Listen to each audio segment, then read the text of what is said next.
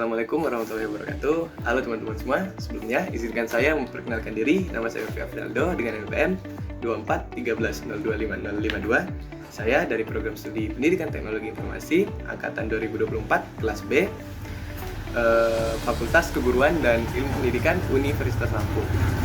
Baik, jadi di sini teman-teman, saya akan menjelaskan tentang tugas dari mata kuliah Psikologi Pendidikan, di mana mencari pelajaran ekonomi dari tingkat SMP atau SMA, mana saja yang bisa saya jelaskan. Baik, jadi di sini materi yang akan saya jelaskan itu adalah tentang permintaan, penawaran, dan harga. Nah, teman-teman di sini udah pada tahu belum apa itu permintaan, apa itu penawaran, dan apa itu harga? Oke, buat teman-teman yang belum tahu apa itu permintaan, apa itu penawaran, dan apa itu harga, di sini saya akan menjelaskan kepada teman-teman. Yang pertama, itu ada permintaan. Nah, permintaan itu adalah menunjukkan hubungan antara harga barang dengan jumlah barang yang ingin dibeli oleh konsumen. Nah, jadi jika ada harga barang, maka akan ada juga barang yang ingin dibeli oleh konsumen. Semakin tinggi harga barang, maka akan semakin sedikit jumlah barang yang diminta, dan sebaliknya, dan begitu juga sebaliknya. Di sini kita punya rumus fungsi permintaan, di mana rumusnya adalah jika QD itu sama dengan A min BP, dan jika PD maka rumusnya adalah sama dengan A min BQ. Nah, teman-teman di sini tahu nggak Q itu apa, D itu apa, A itu apa, B dan P itu apa?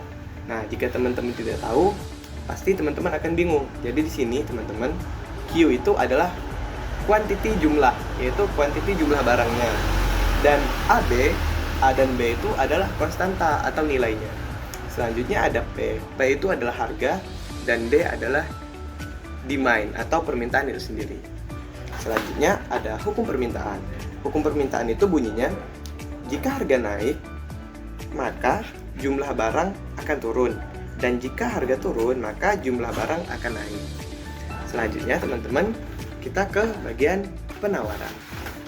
Nah, pada bagian penawaran ini, penawaran menunjukkan hubungan antara harga barang dan jumlah barang yang ingin dan mampu diproduksi serta dijual oleh produsen. Nah, semakin tinggi harga, maka semakin banyak barang yang akan ditawarkan oleh produsen. Nah, di sini kita punya rumus fungsi penawaran, di mana rumusnya itu sendiri adalah QS sama dengan A plus BP, dan PS sama dengan A plus BQ. Nah, di sini itu antara penawaran dan permintaan itu berbanding terbalik kan teman-teman pada bagian rumusnya. Kalau dia di permintaan itu dia menggunakan min atau minus, dan pada saat di bagian penawaran dia menggunakan penjumlahan. Nah, keterangannya itu sendiri masih sama teman-teman. A dan B itu adalah konstanta, Q itu quantity jumlah, P itu harga. Nah, di sini ada S. Jadi S itu adalah supply atau penawaran itu sendiri. Nah, hukum dari penawaran teman-teman, semakin rendah tingkat harga barang, maka akan semakin sedikit jumlah barangnya. Setelah itu, semakin tinggi tingkat harga barang, semakin banyak pula jumlah barang yang ditawarkan.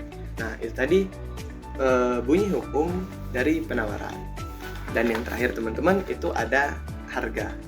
Nah, harga itu adalah nilai tukar suatu barang atau jasa yang dinyatakan dengan bentuk uang. Nah, jadi teman-teman, saat kita ingin membeli barang, tentunya ada harga yang harus kita bayar menggunakan uang. Setelah itu, di sini ada harga.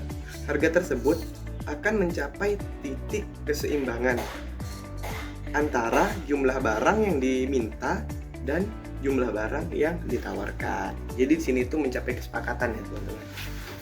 Nah, jadi teman-teman, ini adalah mind map yang telah saya buat tentang materi permintaan, penawaran, dan harga. Sekian materi yang bisa saya sampaikan dari materi pelajaran ekonomi tentang permintaan, penawaran, dan harga. Cukup simpel teman-teman yang bisa saya sampaikan. Semoga apa yang telah saya sampaikan bisa bermanfaat bagi teman-teman yang melihat. Sekian yang bisa saya sampaikan. Jika ada kesalahan saya mohon maaf, dan kepada Allah saya mohon ampun. Saya akhiri, wabillahi taufiq wal hidayah. Wassalamualaikum warahmatullahi wabarakatuh.